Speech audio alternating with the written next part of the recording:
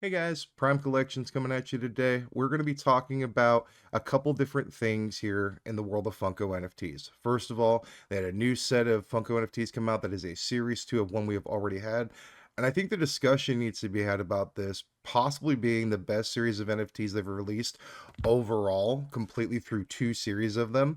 And I really want to talk about the differences in pack counts, what were the numbers of redemptions, and kind of the odds of pulling these. So let's not hesitate. Let's not wait any longer. Let's get into the world of Funko NFTs today.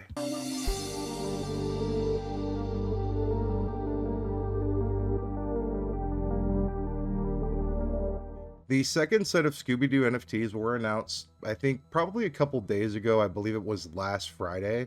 And when looking at these immediately, a discussion needs to be had about the fact that both of these series of NFTs have looked really awesome. The choices have been good. The designs of them have been really, really well done. If you look at the first set of these, number one, they were low piece counts. Each one of them was 1,550 pieces. You had the Scooby-Doo Grail, where he basically was like a Superman version of himself. And then you had the different villains. You had the Snow Ghost. You had the Ghost of Redbeard. You had, I believe that Witch Doctor can, which was actually kind of funny enough, the only Funko NFT soda they've ever produced. And I think that adds a little bit to the rarity of not only that specific soda, but the set in general. Each one of them was well done. You also had Charlie the Robot as a legendary, and then of course you had Freddy Funko as Captain Cutler. Each one of these pieces was sought after. They only did a total of the first redemption of like this first series. They only did about 37,500 total packs. That was 18,750 standard and 18,750 premium. They did sell out, and unfortunately, I wasn't able to get any redemptions from this first series because this was back when they just had secondary market purchases on Atomic Hub, and I could never figure out how to get that going. With them now having their drop specific marketplace, if I don't happen to pull any redemptions of this set, I can then go ahead and purchase them on that secondary market. And with this second set, I think they've done another good job in the fact that they haven't overproduced these. In total, you have, I believe, and let me just go ahead and clarify on this because I want to make sure we get these totals right. So in the first amount of packs, what they had is they had about 37,000 for that first series. In this second round or the second series, they have 21,000 standard packs at 10 bucks a total, and they have 17,000 premium packs at 30 bucks total.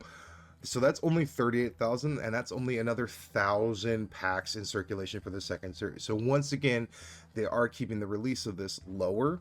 You do have those premium packs with those extra two NFTs, so the pool is a bit higher, but at the same time, they've also increased the redemptions, but not at a point where we're over that 2,000 piece count mark, which I do like because you do want to make sure that these Funko drops do feel unique and exclusive. And Funko has also kind of added a new tier, and that's something I want to talk about, also including this new set that I think is very important as well.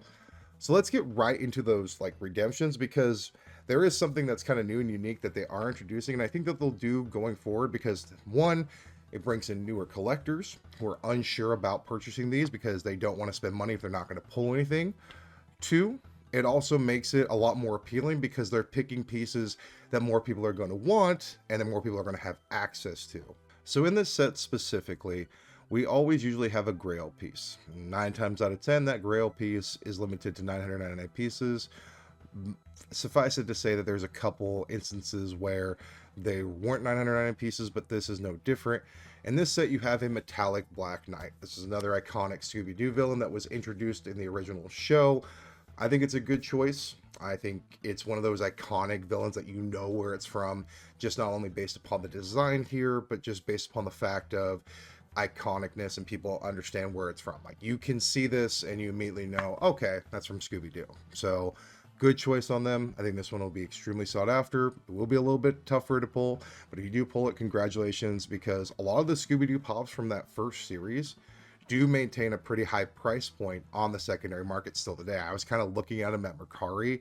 Most of the legendaries fetch a price of about $125 to $175, and that Grail specific Scooby-Doo is still going for about 400 or 500 bucks. So congratulations if you pulled from that first series, and I think the second series will also carry high price tags because they are also extremely well done.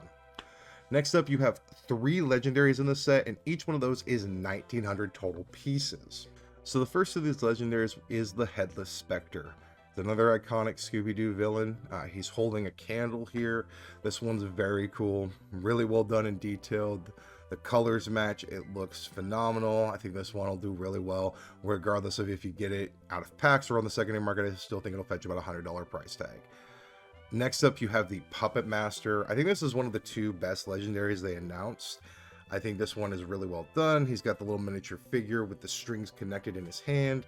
Looks absolutely amazing. Another one of these iconic Scooby-Doo villains that they had, and it's another great choice. And then for me, probably the best of these legendaries, and the one that I want the most out of this entire set, is that Phantom Virus legendary. It's a glow-in-the-dark piece.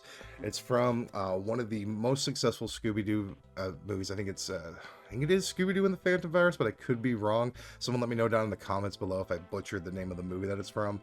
This one is probably the best in terms of detail. Well done. It glows, and I'm just excited to see this in person, because I will probably get this one on the secondary market. I think it is that well done that I will either get it out of packs or I will go and seek it out and add it to my collection, and that's just because I think it's really well done, and I think its value will carry long term. The next thing that they did introduce was actually the newest tier, and this is what I talk about when I say like bringing people into this, and that is the Scooby-Doo in Disguise Ultra tier. Now, I think that this was teased by, I think, disc trackers or Funko finders, because when people were looking through like the different things that Funko was, you know, kind of teasing with drop, the one thing people saw was Ultra tier, and they were like, what's an Ultra tier?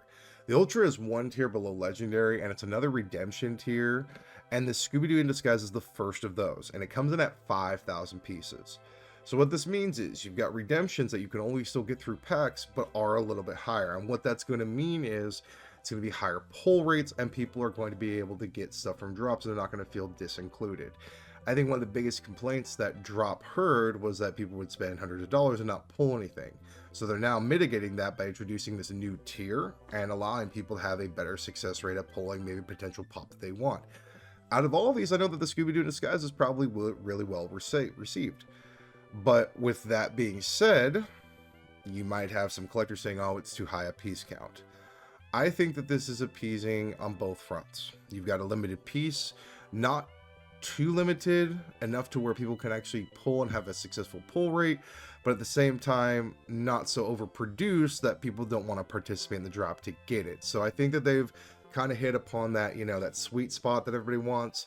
I think it's a good choice, because you're always going to have one pop in the set that's going to be easier to pull, and it also makes those legendaries and that grail feel even more special because of the fact of that they are now tougher to pull because they are even more limited. And then, of course, with every set, they always do a royalty piece. It's usually a Freddy, or in this case, now we will have either Frannies or Protos.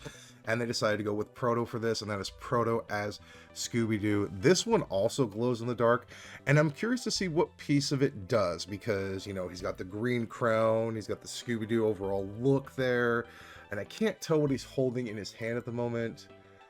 It looks like it's a box of Scooby snacks. So it's my opinion here that maybe the face will glow on this piece. I'm not 100% sure. So for me, this is a home run for Funko. I think this set will sell out. I will be trying to get packs so I can open those with you on this channel.